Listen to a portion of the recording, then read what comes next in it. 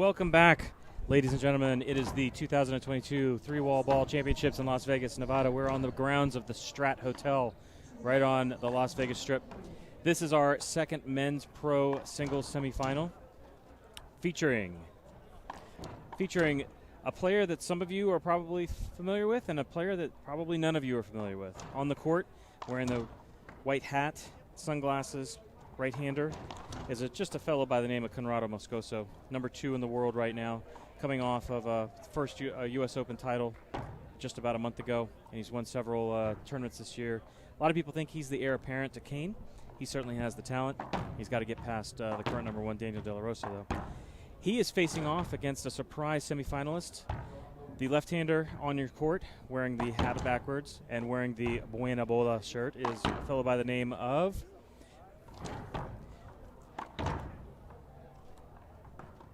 I just blanked on his name. The fellow by the name of Mario Hidalgo. Mario plays out of Juarez. He plays with the crew out that plays in Juarez, guys like Alejandro Carrera or Alejandro Cardona, Polo Gutierrez, and the like. He is in his early 20s. He played some Mexican national junior nationals back in the day. He played, the last time that I have any results for him in the Pro Racquetball Stats database is in 2017. So he's been kind of out of action, out of the eye of at least the domestic tournaments here in Washington, or in the DC, or in the United States.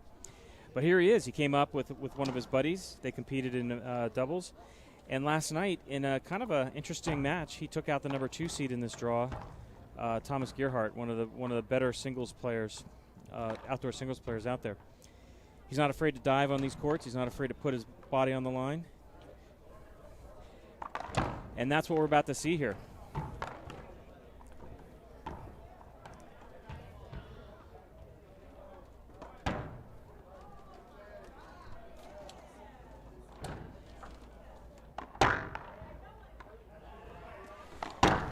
For this match, I am joined by the venerable Floridian Joe Young, himself quite an accomplished singles player here. And since I can't do a broadcast this weekend without having someone from Florida, the Florida racquetball scene in. That's true. I had to grab Joe. So, Joe, welcome to the broadcast. Thank you very much. Happy to be here. Absolutely. So, when I think about outdoor singles on 3-wall, I think, oh my gosh, this is a grind. Absolutely. Short wall singles is probably the worst game in history. I have to be honest with you. Me and myself, I come from long wall, and long wall singles is more like an indoor game. This 3-wall stuff with short is so tough. All you're doing is hitting out the door, you're running around. I mean, it is definitely a grind to play singles here. I once talked with Rocky, who's won 15 singles titles at outdoor nationals. California's worse because it's even bigger. You're like playing on a football field. So I asked him, I'm like, Rocky, do you like playing singles? How do you train for singles? And he goes, Todd, I can't stand playing singles. I trained for it for a week before that tournament, and then I go out there and I just try not to die. Listen, and I couldn't agree more with him. Because back when I first started playing here in this tournament, when it first happened, I remember, because I never played short wall singles, and I came here, and I think one of my first matches was versus a young Jose Diaz. Oh, jeez. And of course, he's maybe 18 years old, even younger than that. But he is running all over the place. He's a retriever. Exactly. So, I mean, I was in better shape back then, obviously, but still, he wore me out, and I barely won the match. Then my next match is versus Jose Rojas. It's like, okay. And then me and Jose are sitting there diving across the court 4 or 5 times in a row. I end up losing 11-10 tiebreaker, and I was like, I'm never doing this again. You guys can have the singles title. You got this. You had the Stockton duo there. All you needed to do was face Bobby Horn one round later. He didn't play singles. He was smarter than us. Yeah. There's no doubt about it. So, a quick proffer on the rules here, because a lot of people that are watching this don't necessarily know about quadrant scoring here. So, open means that the server can go to either side of the court. Right. So Conrado is kind of standing in the middle, trying to do his best to guess. That's it. You can only guess on the open serve. Mario's got to make a better serve there, though. Absolutely. And then once if you win your point on open, then you start going to quadrant, and the receiver can choose which quadrant they wish to be in. Normally, they will first take a shot to their forehand. Right. And then if they lose that point, they switch back and forth, kind of like in squash. Exactly. So the open serve pretty much is it's almost a guaranteed point if you do the right thing. See, back before they made the Brian Hawks rule, they called it. because before it was open serving all the time. So, and a guy, like I said, California is 46 feet long. It's 23 feet wide. And the front walls, side walls, go up an extra 10, 15 feet than normal. So you have this giant court that you're serving. You can hit a Z serve out the door, and no one's going to get it ever.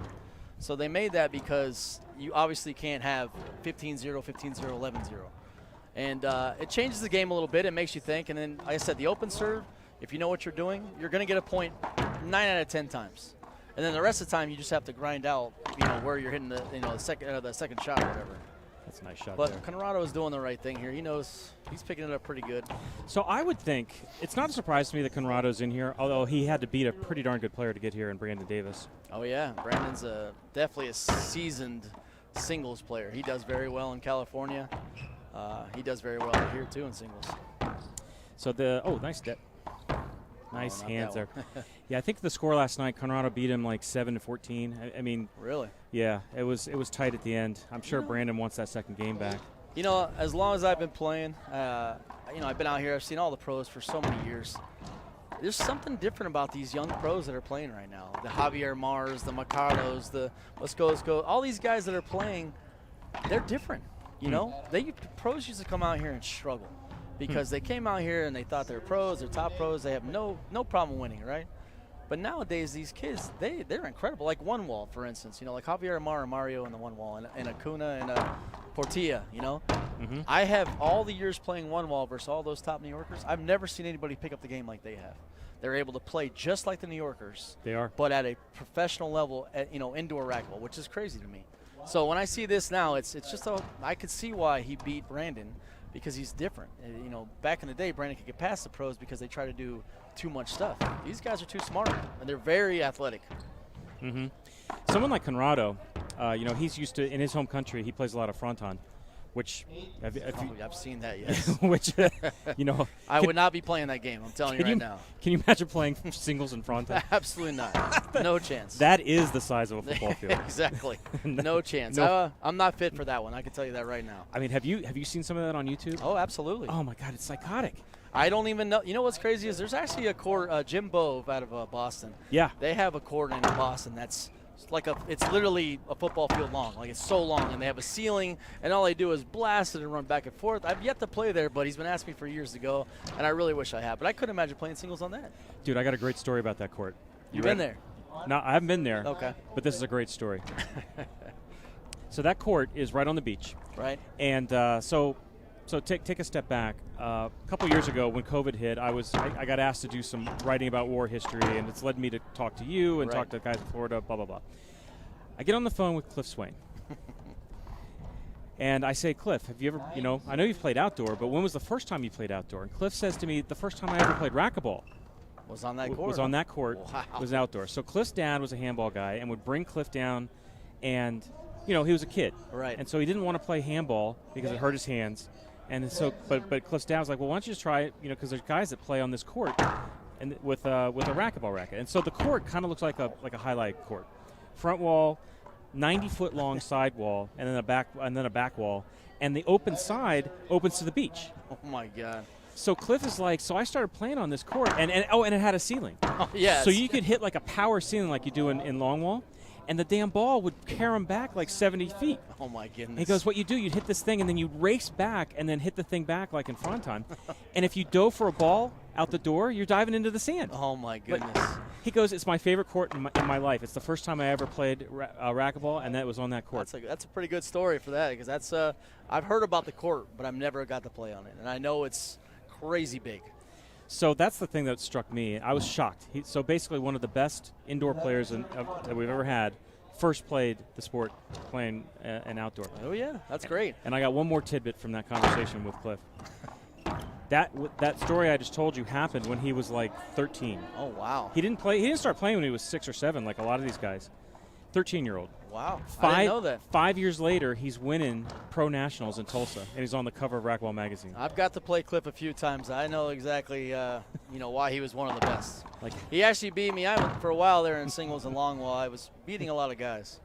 And Cliff actually, I'm surprised. I thought I could take him, no problem, but he started getting that serve going, and he put me running like I didn't like to, and he got me. He's a hell of a player, and I played him lots of times. I see why he was one of the best, no doubt about it. I love the fact that he continued to play. You know, he didn't care about his career record on the tour. He would play here and there. He went out just like Hogan. Absolutely. Hogan would come out and play one walls. He'd play beach bash. He played at Tropical. Oh yeah, listen, I've got to team up with Marty Hogan a few times. Marty's one of the best to hang around and talk to. He was awesome. You know, he's it's great that those guys get back to the outdoor game and all the other. They just go out and play, which is great. Yeah, it's the way it should be. Because for a while there, indoors and outdoors. I'm not playing outdoors because indoors the game.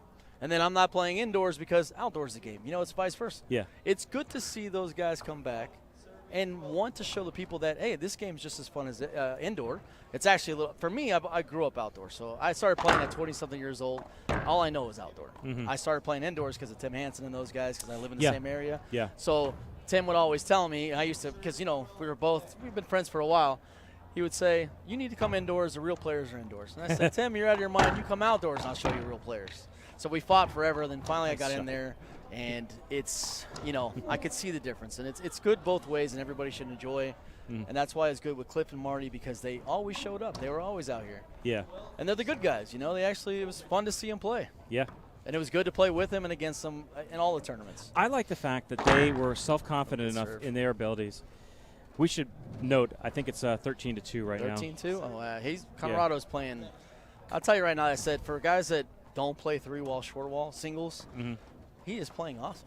Yeah. He's going to be tough to beat. You know, he was here last year and he kind of struggled, honestly. Did he? Yeah, he didn't really. He didn't get anywhere close to a semi or a final. Really? And do you know who beat him last year?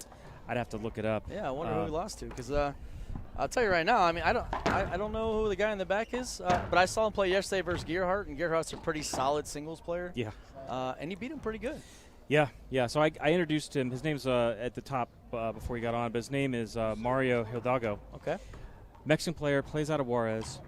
He hasn't played like a tournament that I track in the database. Like so, Mexican Nationals, a Pro Stomp, Junior Nationals. Right. He hasn't played any of those in 5 years. Just nothing. He's just been either in university or working for the last 5 years, playing it local. It's pretty impressive to make a semis, you know, if you're not really playing that much, especially here. Yeah, and then he shows up, and I don't think he plays outdoor in Juarez. No, I don't think a lot of those guys do that. He's playing. And he actually, I watched him a little bit yesterday, and Thomas Gerhardt is he's just a steady outdoor player, and singles especially, he does very well. He's a grinder. He is a grinder for sure. I played, you know, because I've been to all the tournaments. Virginia has a great tournament outdoors.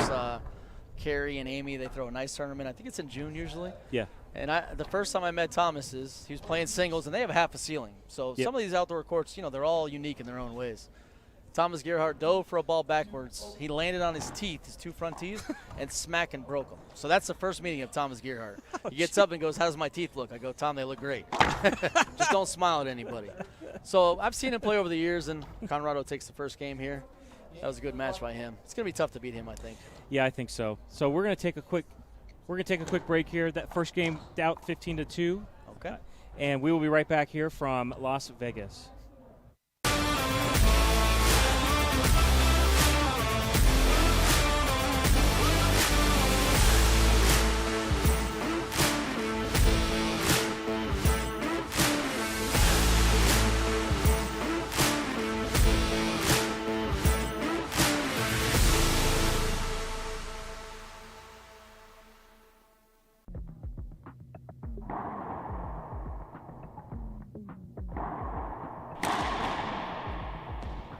Is this you every day you show up to the club? Do you have no purpose to your training?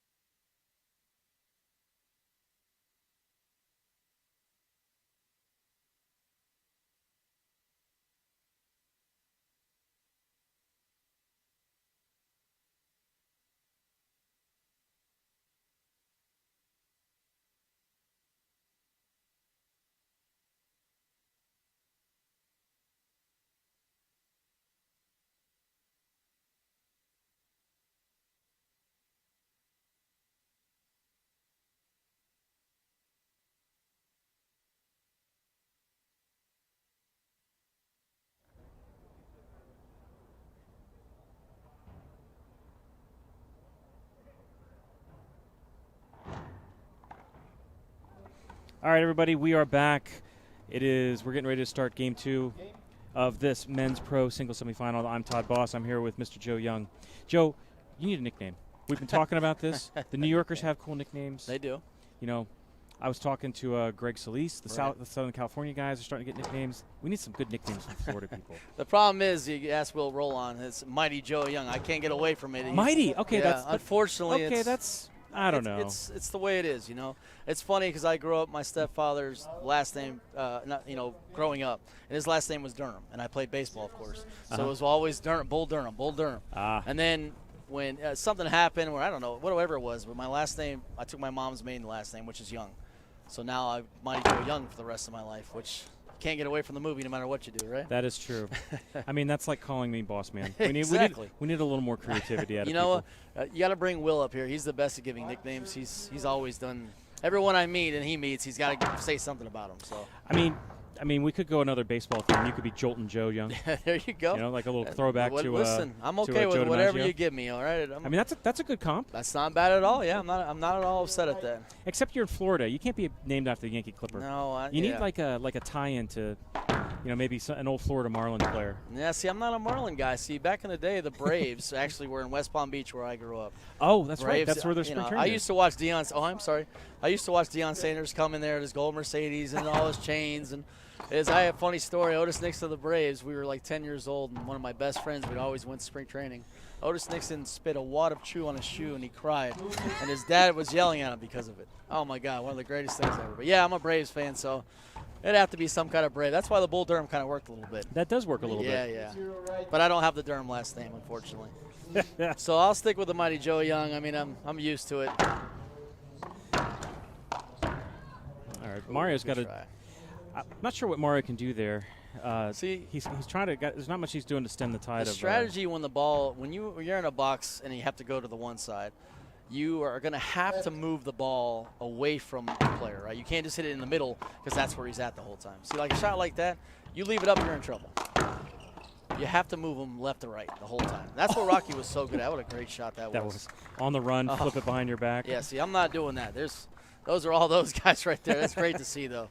The athleticism on these young guys is insane, you know. It's funny because, I said I come from baseball, so all my baseball friends would make fun of me. Why are you playing a sport where there's nothing but old men? And I tell them now, come look at what I see every day. These kids are athletes. They're not all the guys are athletes that played, you know? No, there's definitely a new crop of players coming in. Absolutely. And the South American, it's just ridiculous what they're able to do. You know, for a time, very quite recently, actually still right now, if you look at the IRT top 10, 3 of the guys are in their 40s. Oh, yeah. You know, Rocky, Alvaro, Kane, those guys are not going to be playing forever. No, absolutely not. Alvaro's probably done this year. Kane probably is done. See how the injury comes back. I mean, you know, the thing is, I love to see Kane play because I'm a guy that I lived by shooting the ball. All I want to do is kill the ball. I don't want rallies because I didn't have the stamina to rally. So watching Kane play is fun for me because you don't see that on the IRT as much. Kane kills everything, and that's awesome to see. Alvaro was the same. I love watching Alvaro, too. He's got the smoothest hands.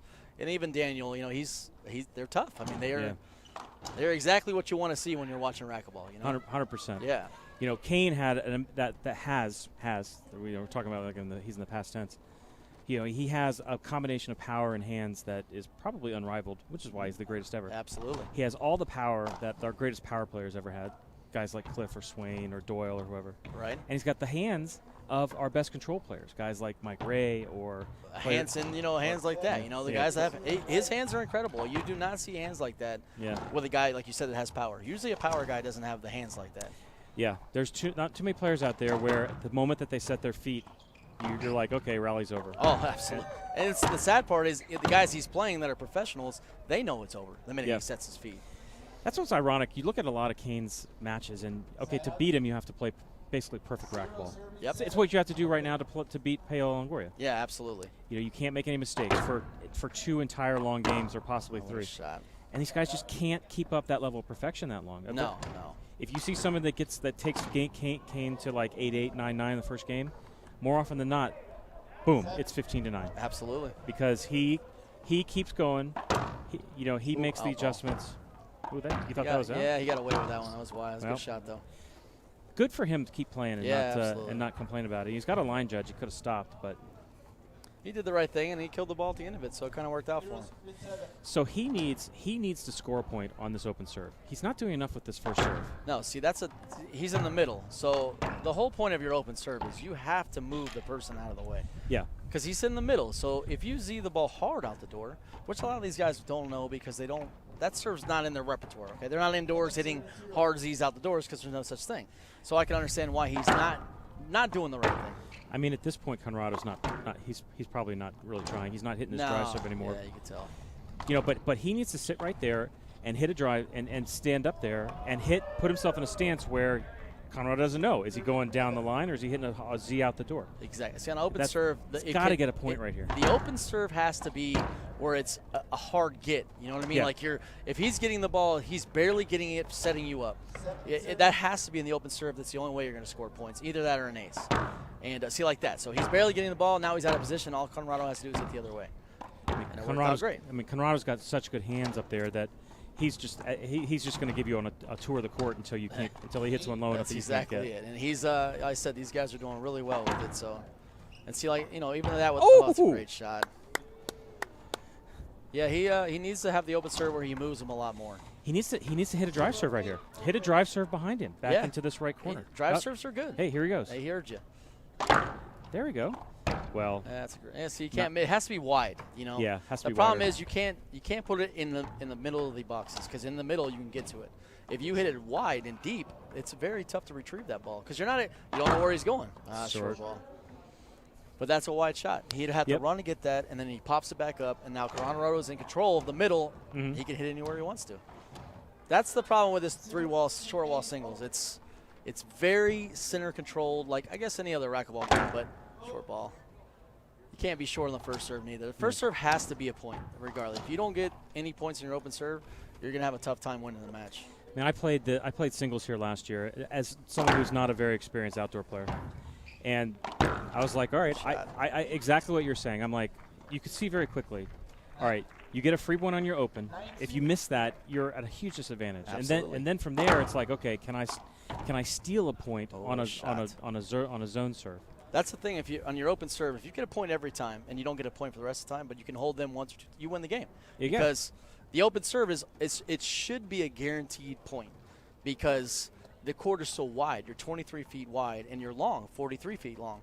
You know, so it's very easy. What a great shot! I mean, that's a horrible first serve. You're not going to win with that serve. I hate to say this. It's almost like he's tired. Yeah, see like that. See, that's again, you're getting yourself in position for the next shot. He's way off the court, so he has hit a perfect shot. Yeah, even if that ball's in, Conrado's standing right there. He's got to take one step, flips it over here. Exactly. That's a great shot. That's kind of you got to hit it. So most of the indoor guys, they're starting to hit overheads, but I could see it being tough because you'll never hit an overhead serve indoors. Well, yeah, it's hard to practice, and you know, exactly because you get out here and you're like, okay, I unless you get out here 2 days early, which is hard. Of course. Now you're blowing an entire week. Exactly it. It's not an easy thing to do. The overhead serve's the best way to push it wide. Like even that. Oh well, he got away with that serve, but it's deep enough. You know, you have to hit it deep and wide is the whole point of this. Yeah. You need to get yourself the second shot because here you are. You know he's going to go to the left side. You already know what he's going to do here. There's no, you can't hide it or do anything. So, even there, it's a great serve by Conrado. Really worked him. Good move, yeah. I mean, unfortunately, we're seeing the death knell right here. Yeah, exactly. That's exactly it. I said, I mean, he's actually playing 3-wall singles to a T. This is exactly how you should be playing this game. And Rocky did it for so many years. You know, Rocky's serves, they were so wide and so high. It's hard for you to retrieve them. And if you do get it back, he's right in the middle of the court, and he's going to kill it. That's a good rally there. Good rally right there. You don't see too many long rallies in the 1-wall singles neither, or the 3-wall singles. So I got a story. I got a Tim Hansen story for you. All right. So USAR runs a national outdoor tournament. I guess they wanted to compete with outdoor nationals. I don't know what they were thinking, but it was in the early '90s. Don't quote me on the year. But they held it in Gainesville. So I think I've seen the video of this. Yeah, some of the video at least. So Hawks flies out. And this is before zone serving. Right, Hawks is the whole reason we now have zone serving. So you know where this story is going. Hawks makes the final. Hansen makes the final. Both of them great outdoor players. Both of them big, strong first servers. So Hansen tells me this. He goes, so we got ESPN there. They want to broadcast this. They're like, wow, this is men's singles. This is mano a mano. All right. So Hawks wins the coin flip for the first serve. 15 straight aces. It's just, Hanson's like, I don't know where the hell the ball is going, and I can't get to it. And you cannot guess. It's too hard to guess. You got to get lucky. So he's like, all right, 15-0. Match takes 5 minutes. They take a break, flip over. Hanson serves it out, or gets the serve. 15 straight aces. Oh, my goodness. So now they're going to tiebreaker. Hawks wins the flip again. 15 or 11 in a row. ESPN looks at the USA archives. They're like, we can't use that. No, that's awful. So that's why I said, short wall singles, if you had to put a rule in, because who wants to see a 15-0, 15-0, or 11-0, whatever it is. And it's all serves. There's no rallies whatsoever. Exactly. Indoors, when it was popular, that's skip balls. Good call. So what ESPN did was, right after that match, ESPN's like, well, now what do? We came here to watch this match. And they're like, well, we got a women's doubles pro final. Oh, wow. And so they're like, well, let's tape that. And so that's exactly what they taped. That's exactly what they showed. Oh, really? So you can go find that and if you Google, Outdoor Nationals, USAR, or whatever on ESPN, that's what they saw. I think I saw the video of Tim playing the doubles in that. I think he was in the finals in one of those Gainesville tournaments, and it was on the YouTube or one of those things I saw it on. But yeah, that's a different world. I mean, short wall, anything. That's like I said. I come from long wall. Obviously, I played all the short wall too. But every court's different. Anywhere you go in outdoors, you never know what you're gonna get. Here it's nice shot. You never find a size court this size. California, you're not gonna find anything that size. Yeah. Detroit and Belle Isle has half a ceiling, and there's cracks and holes and everywhere else, and you're playing on brick. So if a ball hits the middle of the brick, it's going to shoot out this way. You never know where it's going to go. I never heard that. It's unbelievable, yeah. So funny story is I was playing Big Daddy Greg Lorenz in singles, and he kept serving to the right side. I'm sorry, and I told him, I was like, there's too many cracks. I don't want to take the swing because I don't want to accidentally hit you. And, of course, I finally take a swing, and it cracks directly in the wrong spot, and I hit Greg in the face and the eye. And I told him, I was like, I felt so bad, but that's how tough it was. The ball cracks and goes wherever it wants. It's hard to stop playing. Nice shot. So he finally hit a deep, nice serve, and he got himself set up. There you go. So now he just needs 12 more of those in a row what's without the score losing. right now? What are we looking at right now? 14-6, I believe. Is it really? Yeah, we're not doing a great job on the scoreboard sorry today. about that, guys. We're trying. We're storytelling. We're reminiscing right now. Yeah, it's the first time on the mic, so I guess we tell some stories about it, right?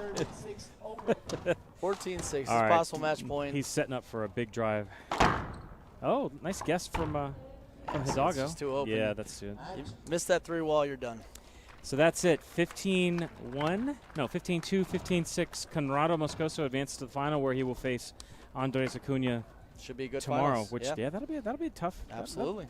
That you're not going to see 2-6 against Andres. Andres is going to grind it out. I think he's a hell of a player. He beat Javier Mar, and I think Javier is as tough as it gets on these courses. So, all right. Well, that's it for us on this. I wanted to thank you, Joe. Thanks for stepping in. Absolutely, thank you. And it's a pleasure. And putting you to work. Thank you for your payment. We'll give you a thing of crackers over here on your way out the door. I can take that. I'll definitely take that. Throwing a Coke and I'm in. All right. But I'm Todd Boss. This is 3WALLBALL. Next up, if you give us a little bit of a break, we're getting ready to start our men's pro doubles semifinals. We've got number 1 versus number 4, which is going to be a great match. Absolutely, I can't wait to see that one. Beltran De La Rosa versus Carson Portillo. Three of the best outdoor players I've ever lived, and then a kid that is learning really fast. He picked it up really quick. I mean, it's going to be good to see, that's for sure. I can call him a kid because I'm old enough to be his dad. I'm 40, and he's a kid to me, too. But stay tuned for that. What time? I'm gesturing to my producers. Yeah. 3 o'clock Pacific. So 3 o'clock Pacific, wherever you are, check us then. This is 3WALLBALL live in Las Vegas.